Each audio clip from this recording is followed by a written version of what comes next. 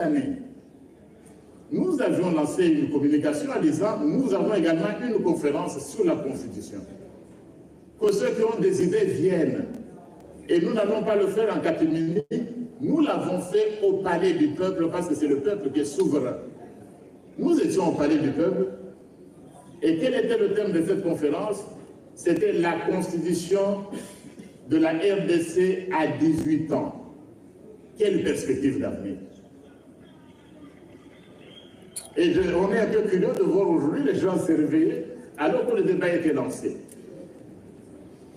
S'agissant de cette constitution, Madame, Dr. Essirali, la constitution nous intéresse tous comme des citoyens. Tous nous sommes intéressés parce qu'elle régit l'organisation et le fonctionnement de notre pays. Mais la constitution a également des experts. La constitution a également ses spécialistes. Tout le monde ne peut pas à longueur de journée l'interpréter comme il se doit. Non.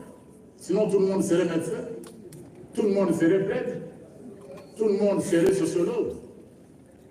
Ça, je l'ai souvent dit, parce qu'à voir ce qui se passe, surtout dans les milieux d'une certaine opposition, qu'elle soit civile ou religieuse, des gens commencent à décortiquer la Constitution sans en avoir la maîtrise.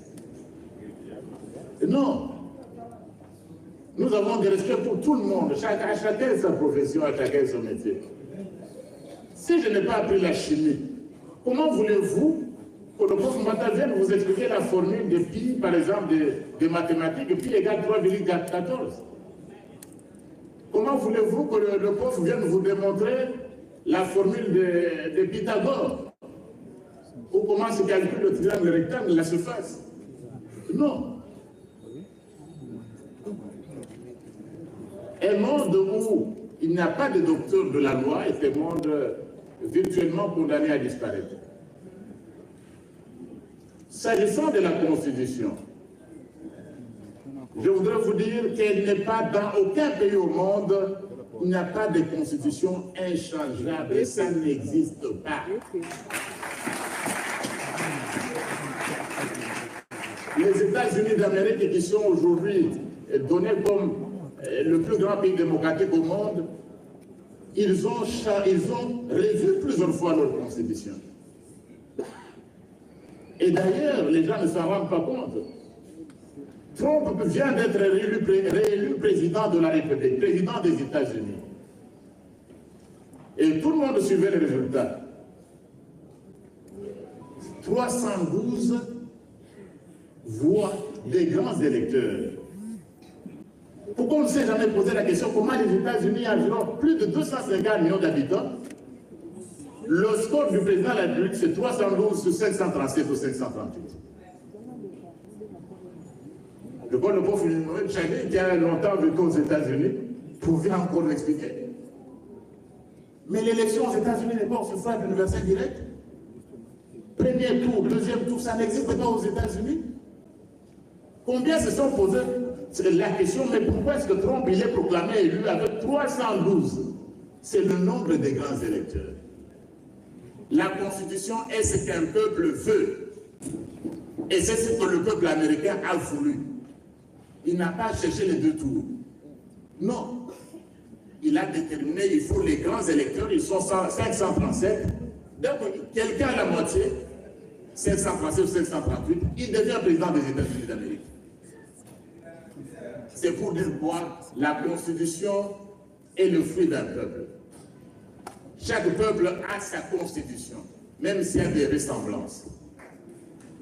Les Français, et nous aimons bien parler le français, mais ils en sont à la Première République, Deuxième République, Troisième République et Quatrième République, Cinquième République. Disons par exemple, même les Belges, j'entends souvent des débats, changement de constitution, révision de la constitution, que la plupart des gens ne maîtrisent pas. J'entends dans les réseaux sociaux, dans les médias, et changement et tout ça. Ces définitions-là sont l'œuvre des doctrinaires, des professeurs de droit comme il y en a ici et comme moi qui suis devant vous. Qui définit une révision ou un changement de constitution? Ce n'est pas un journaliste, ce n'est pas un médecin, c'est nous les doctrinaires.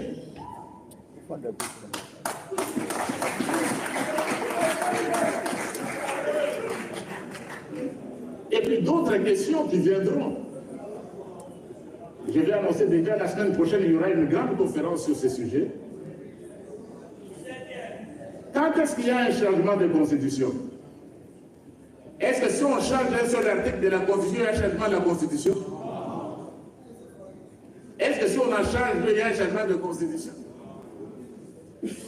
Et d'ailleurs, il n'y a jamais de changement total de Constitution dans le monde. Parce qu'on reprend toujours les articles aux droits humains.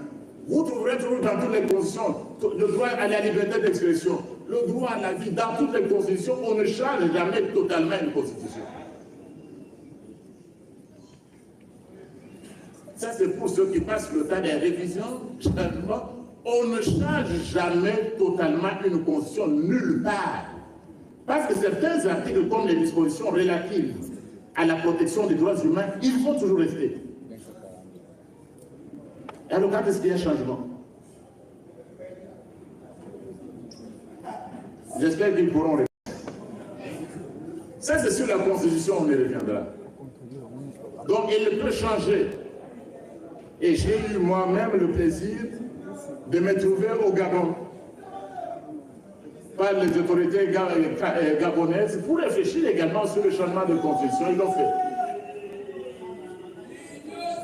Je veux dire une chose. Monsieur le coordinateur, vous demanderez qu'on me donne un peu de temps. Mais quand les Français ont changé la Constitution cette année, les Français ont changé la Constitution cette année pour introduire un droit lequel, le droit à l'avortement. Le droit à l'avortement a nécessité une révision, plutôt je dois dire, de la Constitution française de 58. Mais est-ce qu'en France, il n'y a pas d'opposition? Parce que l'avortement, c'est le droit de tuer pratiquement le fœtus. Est-ce qu'il n'y a pas d'opposition en France? Est-ce que la France n'a pas de cardinal? Il y a combien de cardinaux en France?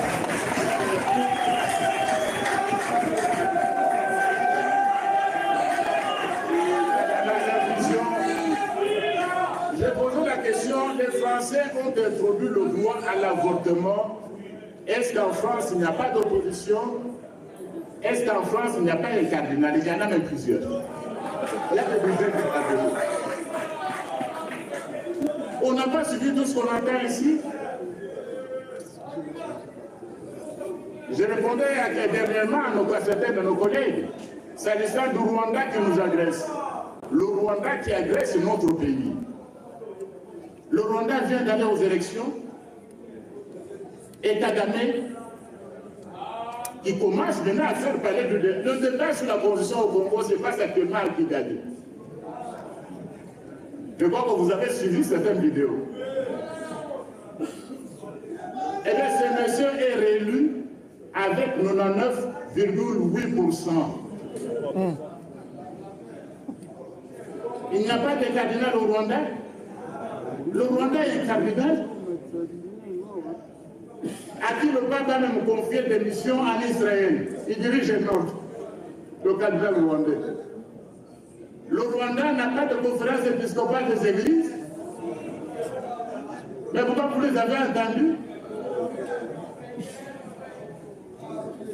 La mission prophétique. Comment pouvez-vous avoir une mission prophétique si vous n'êtes pas un prophète?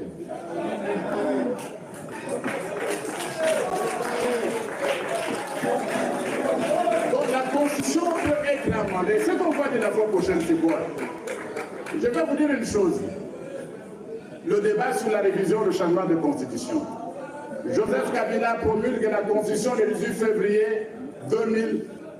Joseph Kabila promulgue la constitution adoptée par référendum. Il a promulgué le 18 février 2006.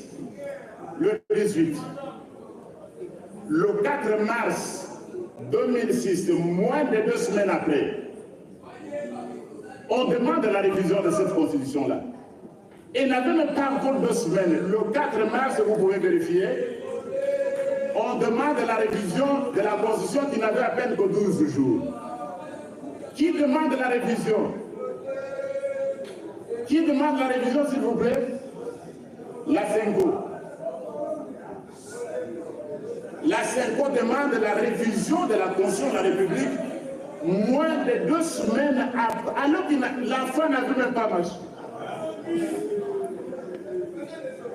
La première institution qui est entrée dans l'histoire de ce pays pour demander la révision de la Constitution, moins de 2 semaines, c'était la CENCO. Et on raconte quoi à qui?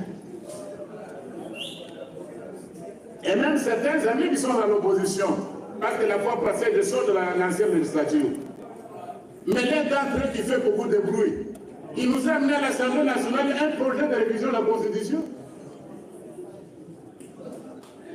Donc je suis en train de dire que ça ne doit pas être, notre peuple ne doit pas être victime de la manipulation.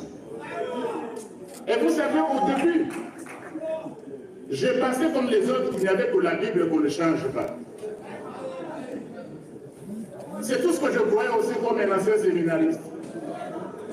Je croyais que la Bible est le seul document qui ne change pas. Mais j'ai changé d'avis. Même la Bible change. Il y a 7 ans, tous les chrétiens connaissent une prière. Notre Père. La prière que nous avons reçue du Seigneur. Tout le monde la connaît. Qui savent qu'on a changé de notre Père il y a 7 ans? Vous récitez le Notre Père, n'est-ce pas? Mais on a changé de notre Père il y a 7 ans. Oui, la prière de notre Père a été changée. C'était ne nous soumet pas à la tentation. Maintenant, c'est devenu ne nous laisse pas entrer en tentation. Quand on a changé ça, on a demandé l'avis de quel chrétien.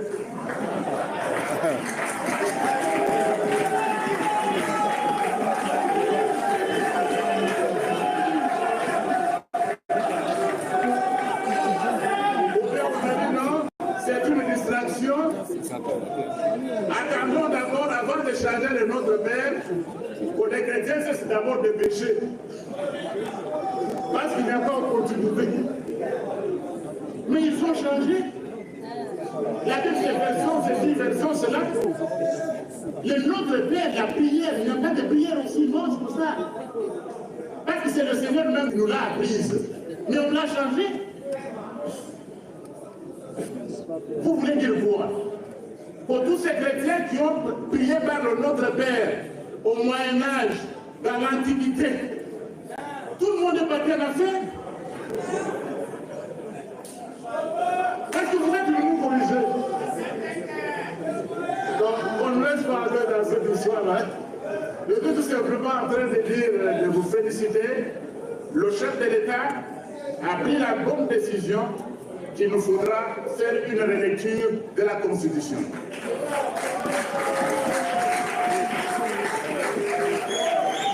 Et c'est lui, le premier des démocrates. Il le fait comment? Il ne décide pas. Il dit on va mettre en place une commission scientifique disciplinaire qui va faire des propositions. Donc à ce stade, on n'a pas encore mis la commission en place et les gens commencent à s'agiter. Les gens s'agitent. La Constitution ne touche pas. Mais l'article 218, il parle déjà de la révision. Quand on a révisé en 2011, on a demandé l'avis de qui? De personne. Ce sont les parlementaires, les sénateurs, ils ont révisé, c'est tout. Ils sont même allés toucher à l'article 220. Et les mêmes qui avaient touché à l'article 220, ils reviennent, ils font des conférences pour donner des leçons à qui? Vous savez, le problème de notre opposition, c'est lequel? C'est qu'ils n'ont plus un seul constitutionnaliste. Et tous les constitutionnalistes ont quitté le FCC.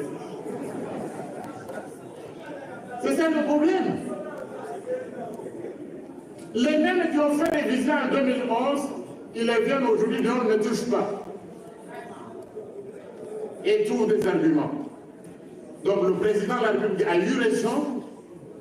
Certaines personnes ont posé la question, mais est-ce qu'il y a opportunité? Retenons la question, est-ce qu'il y a l'opportunité? Est-ce que c'est opportun? Très bonne question.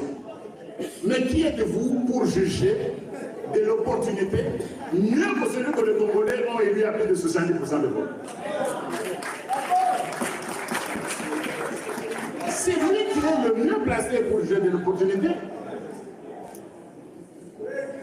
Qui êtes-vous? Et puis maintenant on commence à nous opposer. Oh non, il faut d'abord améliorer le social. Non! Quand les Français et les autres amendent, il faut d'abord le social. Quand vous avez changé le nom de père, vous avez d'abord passé au social. Non, c'est du n'importe quoi.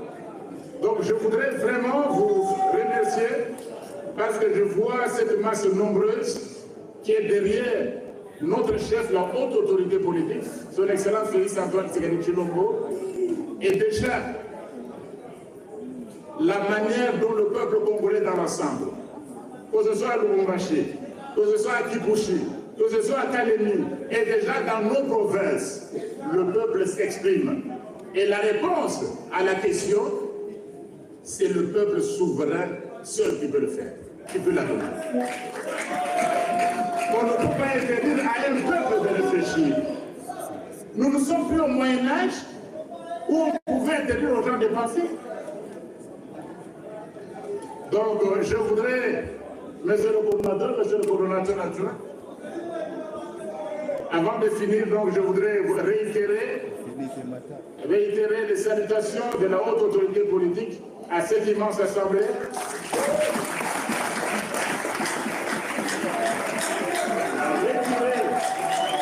Réitérer également nos remerciements pour le sens d'engagement, parce que la manipulation ne passera pas. La manipulation ne passera pas. La manipulation ne passera pas parce que l'union sacrée est en dehors dans les institutions et à l'extérieur des institutions, la majorité parlementaire, extra-parlementaire, va se mobiliser comme un seul homme pour accompagner son Excellence Félix Antoine Tshisekedi Tshilombo, qui ne recherche que le bien de tous les Congolais. Je vous remercie.